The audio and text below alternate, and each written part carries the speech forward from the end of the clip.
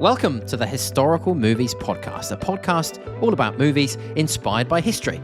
I'm Ross Evans, I'm an editor, and I'm joined by Professor of Modern History at Liverpool Hope University and historical scriptwriter, Bryce Evans. Bryce, how are you doing? Knee-deep in gore on the beaches of bloody Omaha. Yes, because in this episode, this time the mission is a man. It's Saving Private Ryan.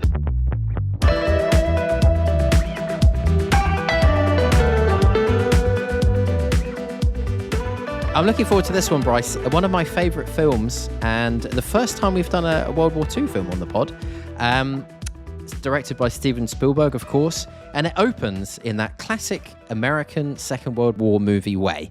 Giant American flag, military drums, a horn, and then we see this old Matt Damon character who comes into frame, and he's in a graveyard, and then you're transported back, and then you get these incredible 23 minutes of the Omaha beach landings on D-Day. And I was actually rewatching this film for this podcast, and I was thinking, this film's now more than a quarter of a century old. Is it going to hold up? Is it going to be as good, as immersive, as striking, as visceral as I remember it was last time I saw it?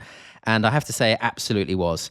And particularly for the combat scenes, I think this movie is one of the greatest war movies of all time. Yeah, undoubtedly. And undoubtedly, like you say, actually, this is one of the potential issues, because the flashback of the first 5 minutes of the elderly gentleman going to the graves is Matt Damon's character. It's the titular Ryan, and then he reminisces, and then we're into 20 minutes. Those exhilarating, some of the best battle scenes of all time. 20 minutes on the beaches there. Is that problematic in itself? Because he's remembering what happened on the beach, but he wasn't there, was he? Because he was dropped in as an airborne soldier. No, and technically, I think one of the points with this movie is it cost 11 million quid to film this opening scene on Omaha Beach, and for the story of the movie, you don't need it. That scene is completely not necessary. It could just start when they've landed on the beach and Captain Miller's getting the order to go and save Ryan. But I think this comes to the core of what this movie is about in many ways, and that's about the looking from the point of view of people like us, our generations that have got fathers or grandparents that served in the Second World War. Because growing up, we spoiler alert, we're brothers, and we have a grandfather who was a D-Day veteran, and we were surrounded by people who had lived through this process. And this movie is basically made for our generation, or maybe the one older generation who one or two generations removed from the Second World War. And this film is saying, look at what these people went through, and you should be grateful. It hits you over the head at the end of the movie. I noticed on the History Buffs channel, Nick Hodges, who makes some great videos, but he says, that bit at the end where Tom Hanks is dying and he whispers, earn this, earn it. Nick Hodges calls that, he says, this is done in a very subtle way to point out that you owe this generation a great debt. It's not subtle at all. It's I'm being sledgehammered over the head. Oh yeah, this is. And then we go into the grave scene, back to the grave scene immediately, and it's saying, look at this, look at the horror that these people went through. Be grateful and appreciate this. Tell me I've lived a good life. He says. Look, it's typical Spielberg, lathering on the sentimentalism, but yeah, like you say, it's as obvious as a punch. It's as subtle as a punch in the face, isn't it? Because it's unflinching in its horrors of war, and maybe we've seen a lot of movies like that. The horrors of war, but there's still scenes there which I viewed, at a 25-year remove. The soldier dazedly picking up his severed arm. Don't shoot, let him burn. Yeah. It's visceral. It's brilliant, actually. The shooting of the enemy after they've surrendered. Again, there are parts of this movie which really adhere to the whole sort of glory to America, kind of boring, lone bugler kind of propaganda stuff. But scenes like that, again, it's really quite realistic. Or is it? Because in terms of what I've read, in terms of that opening scene, by all accounts, it would have been slightly easier to get across the beach at that time, right. especially at the time the Rangers were at Omaha. I'm getting to Pedant's Corner already. No flamethrowers were used. Yeah. According to many historians, no German MG-42 machine guns were used. Oh, right. But look, do we need the pedantry in this case because of the visceral realism of the first 20 minutes? Maybe we do. On the other hand, I think, like you say, does this movie need that beach scene? Well, it would be a much poorer movie without it, wouldn't it? Because it's the fear, the landing craft scene, the saying your prayers and then getting shot in the head. It's just brilliant stuff, and it does stand up after 25 years as a brilliant depiction of warfare, in my opinion. Yeah, it does merit delving a bit deeper into, which I'll do in a minute, because I don't want to get into Sood's Corner already. But I do feel like in many ways for action cinema, there's a before and after this film came out. It was so, and it's easy to forget how influential the cinematography is in this film, the sequences on the beach. Inspired by the photography of Robert Capa, the war photographer who was on Omaha Beach on D-Day, shot 106 photographs and only 11 survived. And the way that they shot it was over 4 weeks. They progressed up the beach basically over 4 weeks when they were filming it. And it's shot like a documentary, and not only in the fact that it's handheld, you've got these low camera angles, some of it's point of view, but also the way that they shot it. Apparently they took a wide, a mid, and close shot of each action and then cut it together. Yeah. And then they grabbed what they could take. A lot of it was improvised, no storyboards. And technically, it's shot with a very fast shutter angle, 45 or 90 degrees. Most films are filmed at 180 degrees. What that means is there's way less motion blur than you're used to. So it gives this almost over-the-top kind of...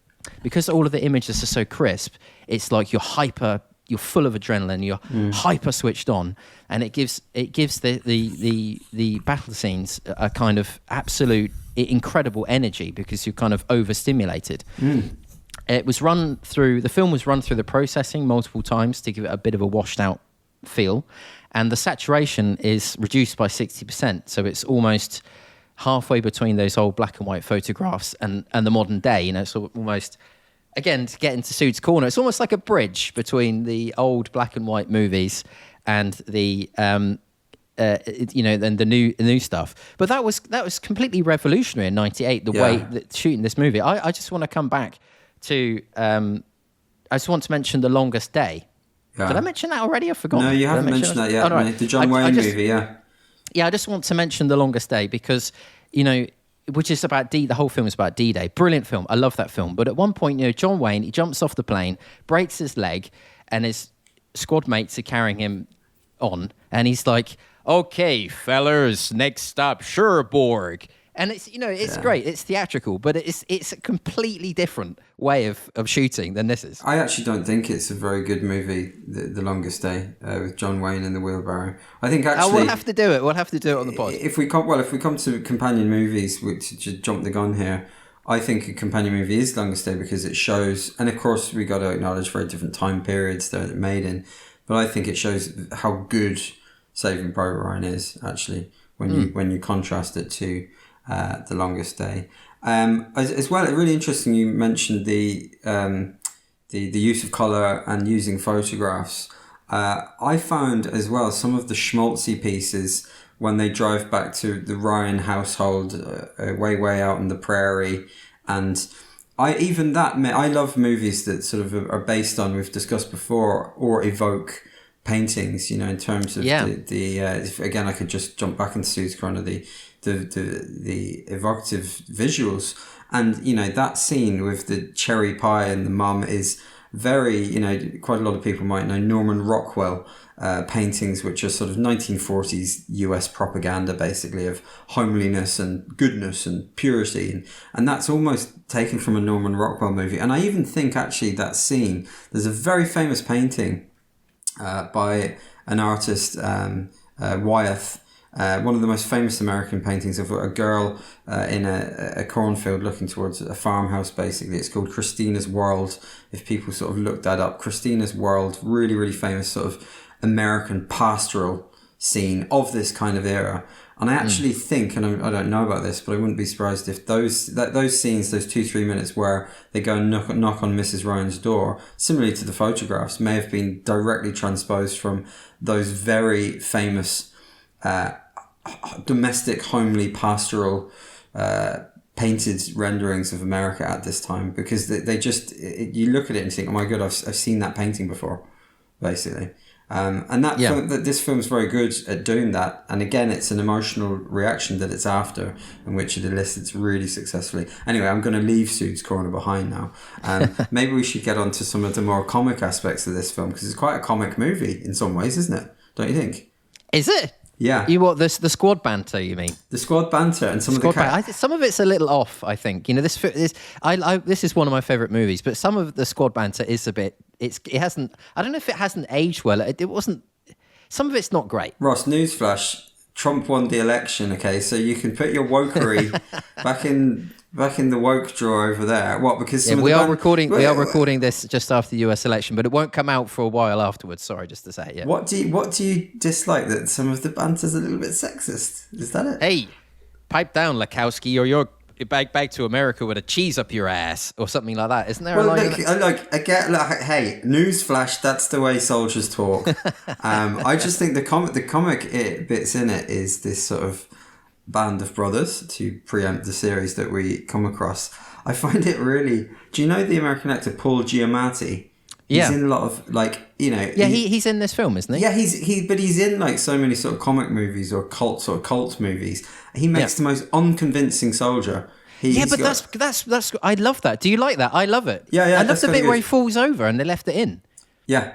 He almost falls on his ass, and I like bits like that, actually, and I think it's quite comic.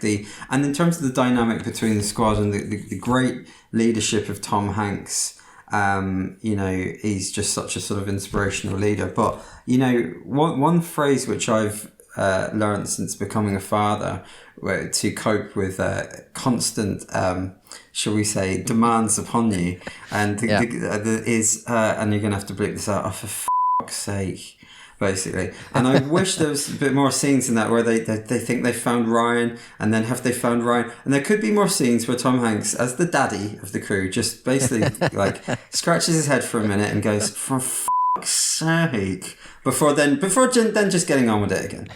yeah I'm glad to see you're watching violent Second World War films as for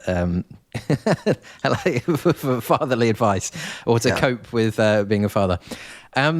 We should also mention, of course, the history of this movie. I read an Empire magazine article from October 1998, and they had an interview with Tom Sizemore, who's wonderful in this movie. Hang on, which one is Tom Sizemore? Is he the hardest nails captain? He's the big sergeant, isn't he? Sergeant, sorry, the hardest man in the world. Yeah. Yes. He gets shot and he's angry with the... It's brilliant. I love it. He said he called World War II the last good war, but also said Spielberg wanted to show that there's no such thing as a good war. And I was just wondering your view as a historian. I don't want to say easy, but why it's kind of easy to make World War II movies, because it's just it's pretty clear who the bad guys are. Yes, I think, and again, we've addressed this theme on this pod, haven't we? And Hollywood tends to simplify and aggrandize those kind of narratives, but it's very, very easy to do that with World War II, because unlike a lot of conflicts, it's abundantly clear who the goodies and the baddies are. There have been some criticisms, I have to say, of this movie, of the sort of very one-dimensional rendering of German soldiers, even down to quite sort of aggressive and inaccurate haircuts, I have to say as well. But to come back to the beefy sergeant there, after being shot 3 times, utters the immortal line, "Oh yeah, I just had the wind knocked out of me." Yeah. But of course, we're back to this theme we've discussed before about World War II lending itself to the sort of simplified and over-amplified Hollywood rendering of this kind of stuff. But in terms of the success of this movie and how culturally influential it was, I need to check this, but I'm pretty sure that it was so successful was this movie. Now, this is the measure of success of movies, that there was an adult movie homage made to this called Shaving Ryan's Privates. Yes. I believe that's I have not case. seen it. It definitely exists. And there's a scene, towards the end of the movie. It was a great scene, isn't it, between the sergeant who we've just discussed and Tom Hanks, and basically sort of, why are we on this mission? This, as is acknowledged, pretty stupid mission towards the end. And the beefy sergeant utters the words, one day we might look back on this and say that Saving Private Ryan was the only thing we were able to pull out of this goddamn shitty mess. And I just wondered, in the adult movie version, do they say, one day we might look back on this and say that Shaving Ryan's Privates was the only thing we were able to pull out of this goddamn shitty mess? I hope they do. I'm not gonna look at the blue movie version, but I hope they keep that line in. It's probably a few lines. 8 guys to save one bloke. Anyway, let's not dwell on the lines that could be in that movie. In many ways, I think this movie, it is basically a traditional war movie, but it's revolutionary, sort of technically. I mean, it's flag waving American. There's intense combat, and then there's like this Alamo scene at the end where they've got to hold the bridge. We've seen that in many war movies. But I think in many ways, I was thinking about this, and one of the lessons I think from this movie is, futility of war has been done many times. This film is not saying that it's futile, but maybe saying that it's completely irrational. The mission is irrational. Yep. The mission is highly irrational. And again, the immortal line, when they start to get understandably really pissed off, and it's a test of Tom Hanks' character's leadership. Let's hope the old Mama Ryan is real happy knowing that little Jimmy's life is worth 2 of our guys. Because it is. You're right. It's an irrational mission, and, it's not just the pity of war, is it? Because it's actually, no, it is worth it. This is worth it. Yeah, but what strikes me as well is there's, of course, that scene where they storm the machine gun nest and the medic, Giovanni Ribisi, dies. I hate watching that scene, by the way. It really affects me. And that and the stabbing scene, I dread when they're coming up because I find them really difficult to watch. Anyway, when he irrationally decides to storm the machine gun nest, and he just snaps and says, our objective is to win the war. And that's completely against his kind of character, really. I mean, there's some stuff about, how many men do you sacrifice to save 100 blokes, but there's really no reason for them to take that machine gun nest. Well, there is, because they have to, their raison d'etre is to kill Germans and liberate France. They are supposed to be winning the war. Yeah, but then they don't have to get involved at the fight at the end either. They can just take Ryan and go home. But Ryan refuses to leave because, he's an honourable guy. Little Jimmy, just little Jimmy's last stand, isn't it? But I do, in terms of those scenes, obviously that engagement never took place. If I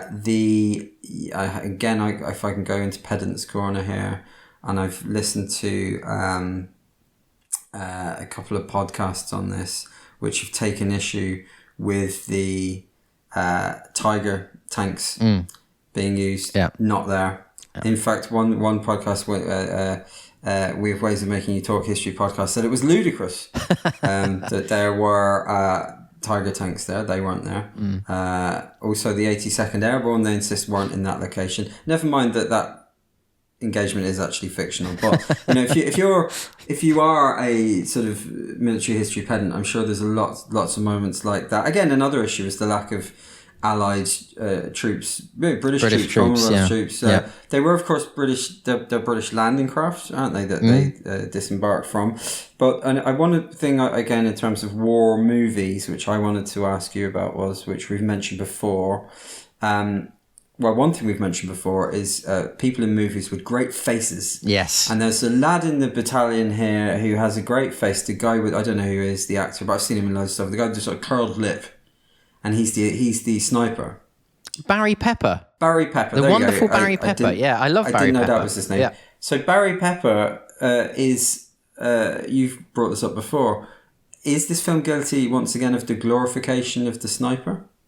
Yeah, definitely. But I love it, to be honest. And he's one of the iconic snipers, and it's inspired a huge amount of video games and other films. Just a side note on Barry Pepper, wrecked his career by doing Battlefield Earth, the Scientology vehicle. I think it's the year 2000. Is he a Scientologist? I believe so. And with John Travolta led, absolutely dreadful film. But he's in Enemy of the State. He's in this movie. He looks kind of like a cat in some ways. His face, he's got the perfect sniper face. I think he's brilliant in this movie. But I think he's definitely, I think, as you say, glorification of the sniper. Well, he's a southern boy, isn't he? And he's reciting his Old Testament as he pops away on his sniper rifle. So I can see why he later turned to Scientology, because he was leaning in that direction, clearly, from this movie. Bad career move. Yeah. This is you talked about some of the historical inaccuracies, but the point of this movie, the fact that they have to go on this ridiculous mission to save Ryan, does have some basis in history. Have you read about this? Like the Sullivan brothers, who all died, 5 brothers who died on the same boat in 1942, and then the Nyland brothers, who 2 of them were killed. One was killed on D-Day. One was killed the day after D-Day. One was presumed missing in Burma, and so they sent the last guy, who did parachute into Normandy on D-Day. They sent him home. Very boring story. They didn't send 8 men to get him. The chaplain said, "You've got to go home," and he went home.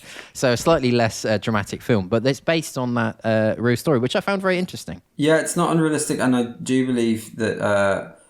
Again, some of the dialogue that you see in those bureaucratic scenes, the gals in the typing booth and the discussions over this mission, are actually based on primary source material. Like, while it's got some sort of stuff which some people might think are big bloopers, again, another one I've read is that the beach would have been a lot longer. The beach is way too short, for example.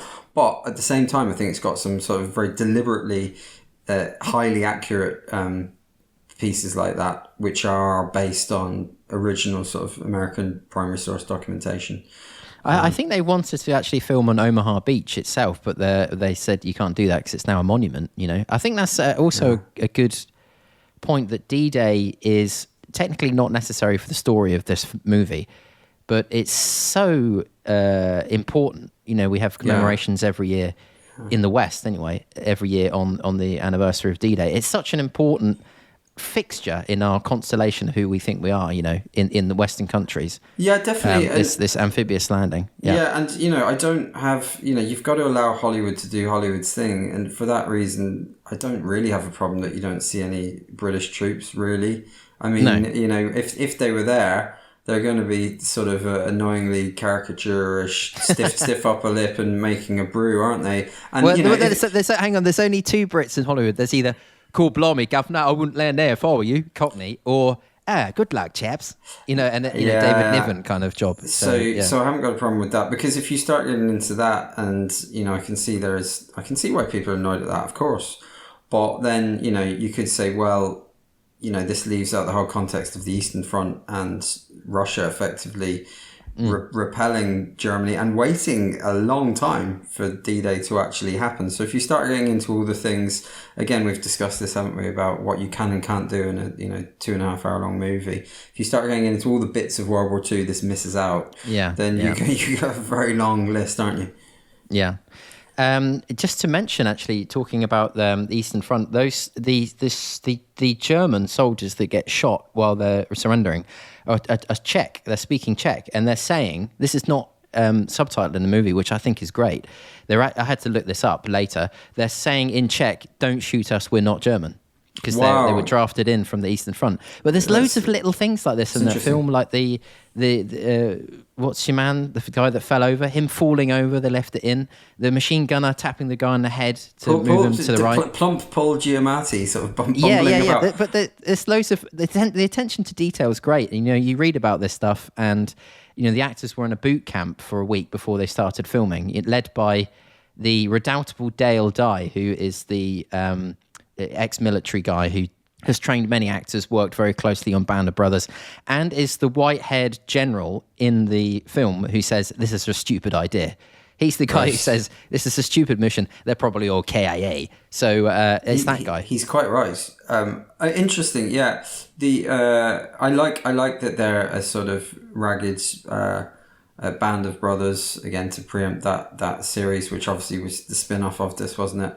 But I also, you could nitpick in the sense that they're all too old, aren't they? Well, I've done the maths. Do you want to know the maths? Well, how old's Tom Hanks, for example, in this? I mean, well, okay. Here we go. I've looked into this because, as Paul Hardcastle mentions in his hit 19, in World War II, the average age of the combat soldier was 26.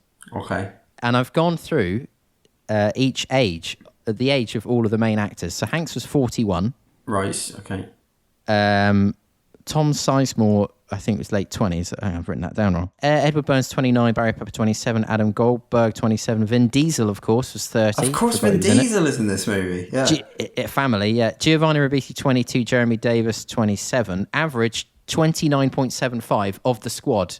Well, hang on. So that's Paul only... Giamatti. Have you included him? Because that average is going to go up. Oh, okay. That's a good point. I've just done the 8 guys that go and save Ryan. The average of those guys is just under 30. Okay, which is only 4 years older. Still that's pretty old. good. Sorry, and if they're veterans, you think, well, he's handpicked these veterans. They could be a bit older. Yeah, well, I suppose, yeah, and that is conveyed, isn't it, by again the sergeant there with his dirt.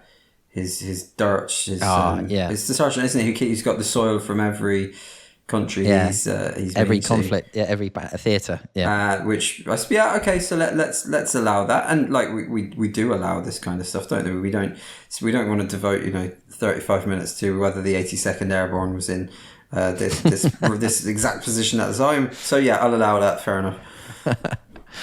We can allow it. Yes. I also wanted to say about this movie, because I just briefly mentioned our grandfather's generation who was in this battle. My partner, her grandfather was also in this battle on the other side. So that's quite romantic. Yeah, I suppose it is, isn't it?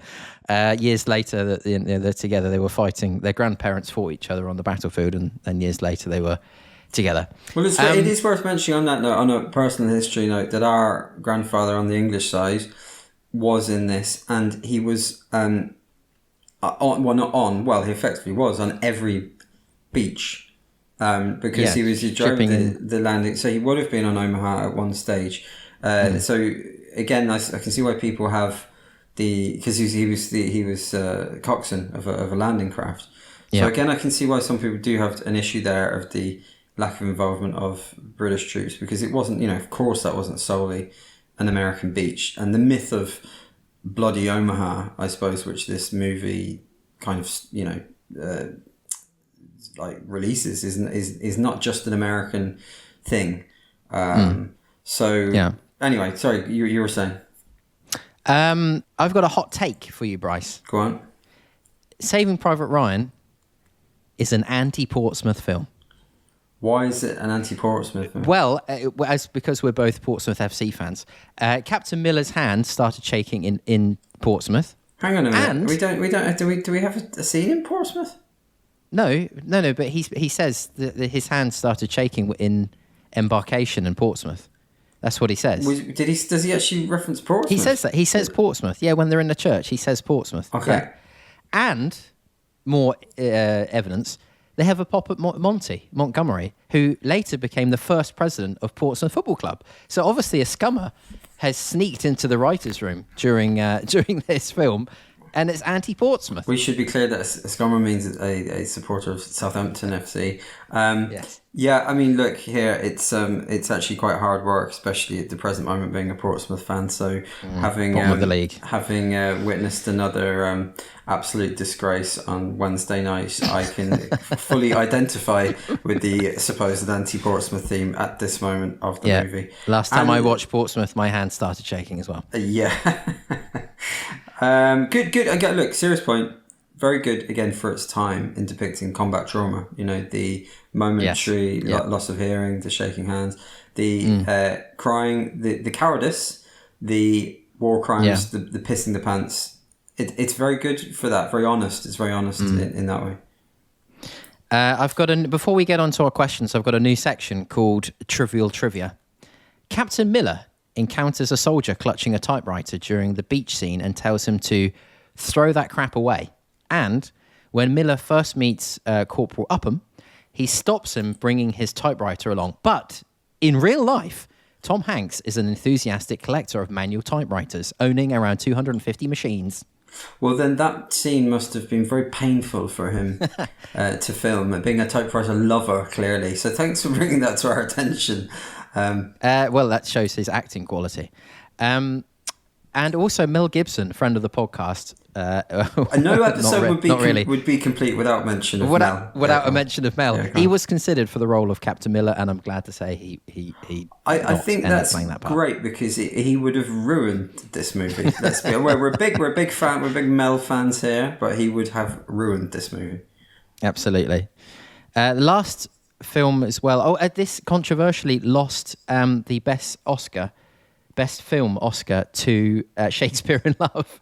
And reading about it, it appears that it was a Harvey Weinstein campaigning blitz which was responsible for that. It's one of the biggest upsets in Oscars history. But we know the Academy is certainly not flawless.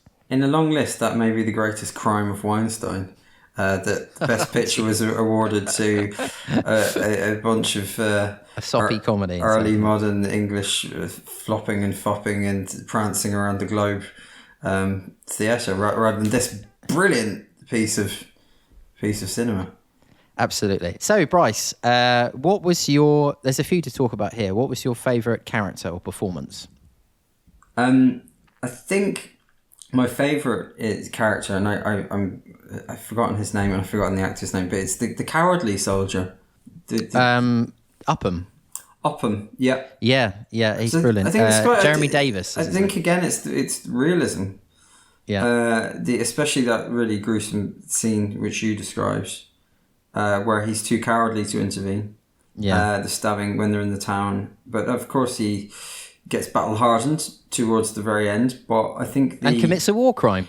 Brilliant. Yeah, but I think but it's again, in terms of the realism, the cowardice is again had that been shown like that before. I don't think to the same extent, really. I don't, certainly not in the same way. Yeah. It's because this the way it's filmed and the way it's done, and the fact that they spent a lot of time doing stuff that wasn't storyboarded, it gives it that kind of immediacy, that feel. A bit like we talked about The New World. A similar kind of thing where a lot of that's not scripted, shot like a documentary, and it just gives that energy. I just love that in films. It just gives it so much. More cowardice. I do listen to a different podcast which I won't name, but they have. It's the podcast called More Cowardice. Well, they have a section where people write in with cowardly stories, which are usually like, a bar fight was kicking off, so I went and hid in the toilets for half an hour. So more cowardice. So for that reason, I'm going to go for the cowardly soldier. I honestly, my favourite is Tom Sizemore. I think he's so good. I think it's I read some critic said a career best performance, and I agree. I think he's brilliant, measured in this, right amount of aggression, completely believable. I just think he's wonderful. And Tom Hanks also as well. But I was not a fan of Edward Burns, the guy who plays Private Ryburn. That's the New York guy, the Bronx guy, who spends 90% of his scenes posing with a gun on his hip, and he's actually one of the only ones that survives to the end. He's stroppy as well, isn't he? And he's quite a lot of insubordination there going on. Yeah. Favourite scene, Bryce? Is it going to be Omaha Beach? I think it has to be, doesn't it? I mean, it just has to be, really. Yeah. I actually was thinking about this, and there's so many brilliant scenes in this movie, but I actually rewatching this for, I don't know, 6th or 7th time. When you were mentioning about Mama Ryan when she gets the bad news, I love that shot when she's standing in the doorway. And she sort of, in that scene, nothing is said. It's all silent, but you know exactly what's going on. In some ways, that's more powerful than having a crappy kind of dialogue about, oh, sorry, Mrs. Ryan, your next son has died. But it's so believable the way that she sort of momentarily loses control of her body from the shock. It's a really great scene. Well, yeah, we'd be remiss of us when we're praising this movie, though, to say that there's a lot of parts of this movie which are terribly hackneyed. Not least the lone bugle, the lone pensive bugle. Yes. The dutiful, service music. I mean, that is really, ramped up to 11 in this movie, isn't it? Can you imagine if this movie had been shot in a more traditional style, the battle scenes and everything? Imagine if they'd gone for a more kind of The Longest Day. It wouldn't be half the film that it is. Absolutely not, no. But I mean, saying that, I will just say there are a lot of kind of unresolved themes in this movie which I really like. This stuff about sacrifice, about the irrationality Tom Hanks of taking the machine gun nest. This little, so you've mentioned the great cowardice, the great little vignettes of cowardness and bravery and all that kind of stuff. So I think it's more than just a war movie in many ways.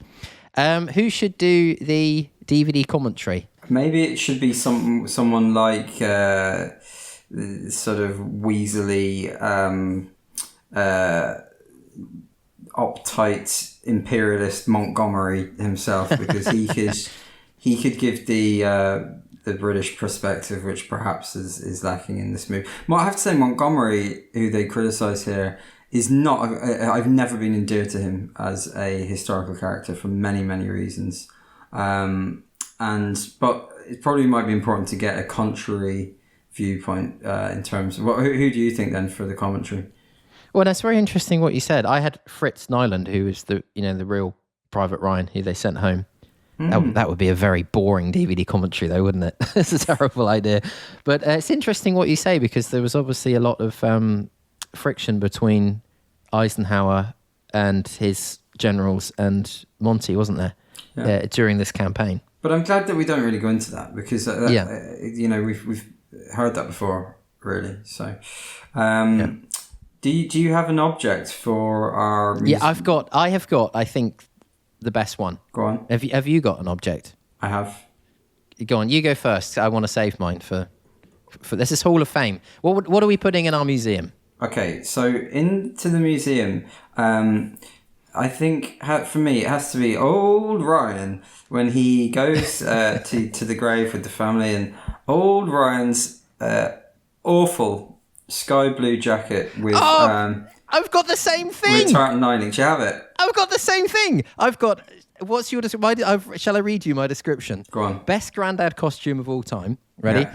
Brown loafers, grey centre pleated slacks, white polo shirt with horizontal navy piping, and pale blue Harrington jacket with tartan trim. Yeah, okay, that's very good. I will read to you my notes on this. Very accurate old man wear, especially for 90s era. But that combo, brackets, combining white polo shirt and green chinos is just awful. When he asks when Tom Hanks told Ryan with his dying breath, "Earn this," let's hope he wasn't referring to his future sartorial elegance. I'm so pleased we came up with the same thing. That's incredible. I had two other ideas as well, because I love Tom Sizemore's dirt collection. Yeah, very good, yeah. But those containers are way too big. They should be a lot smaller. There's no point lugging that. It's going to weigh him down, isn't it? Yeah. And I think, on a serious note, we should put a film camera in that's set up to shoot, with a shaky camera filter, 45-degree shutter angle, that's set up to shoot this film how it was shot, because it was such a good idea. Marks out of 10, Bryce? I know you're a huge fan of World War II movies, and yes. What card-carrying boy wouldn't be a fan of World War II movies? But I have to say, I'm not such a big fan as you, because I think probably there's a certain ubiquitousness or overexposure of the World War II theme in movies. Having said that, this is it's seminal, isn't it? Really, so I'm going to go as high as a 9 out of 10 here. Yeah, I've gone 9.5. I just think this movie's spectacular. I mean, there are some shortcomings that we mentioned. Another thing is that rewatching it, I noticed, and I think some military historians have also pointed this out. Time the Germans are they're sort of just running around getting shot in a couple of the scenes. Like in a Commando comic, you know, those war porn comics for boys, where Germans are essentially there to go as they're obliterated by a flamethrower. Yeah, exactly. Yeah. Best companion film, we've mentioned two, I think, The Longest Day and Band of Brothers. Did you know I picked up, just to hold the anti-Portsmouth rhetoric, I bought the DVD of Band of Brothers in a charity shop in Portsmouth for £2 about 20 years ago. And it was back in the glory days of charity shops before they had actual managers, and it was just basically like a load of old ladies running it. And they'd obviously got confused, and they Smell of wee. Yeah, smell of wee, load of stuff that people had died in. And they'd obviously got confused about what this was. And it was £2 for like a brand new DVD set 20 years ago. It was brilliant. Well, that's wonderful. And you've done admirably well to get in yet another reference to Portsmouth there. Very good. Very good. Any other movies that are good to watch with this? Not really, no. But I could only think in terms of the whole, the whole back catalogue of World War II movies. The final scene is, I suppose, quite reminiscent of movies of yesteryear, like A Bridge Too Far, but not really any others. I just think that the contrast with The Longest Day, which is, I can understand why you like that film. I really don't like that film, actually. And I think again, repeating myself here, but they're very different movies. They made at very different times. But in terms of depicting D-Day, it's just no comparison between this, the brilliance of this, and the shortcomings of that John Wayne vehicle. Yeah, swaggering around. Yeah. When you hear one click for yes, reply with 2 clicks for okay, or whatever he says. It's kind of like, oh God. What would happen in the sequel if there was one? I've got an idea. We've seen, for a prequel, I've got an idea, because we've seen Tom Sizemore's Dirt Collection, which would suggest there's African and Italian versions of this movie if they've been in Africa and Italy. Okay, yeah. Or it could be a version where they just don't find little Jimmy. Just don't find him. They just. Well, I suppose. Hang on, that's kind of. What is Band of Brothers like as they push on into like Arnhem and that kind of stuff? The Band of Brothers follows the, which is a brilliant series, especially if you like this kind of stuff. That follows. It's based on Stephen Ambrose. What's his name? The American author that also inspired this, writing about the 101st Airborne parachuters. Right. Okay. So it's a different. These are Rangers. It's a different. But it goes from their training all the way through to the end of the war. So they were in D-Day, the Battle of the Bulge, Market Garden, all of that. So there's your sequel. Yeah, perfect. Great series. Have you got anything for Suits? I think we spent a lot of time ourselves in Suits Corner. Have you got anything for military historians or Suits Corner? We've spent long enough in Suits Corner, and with the relentless pedantry of military historians here, I think.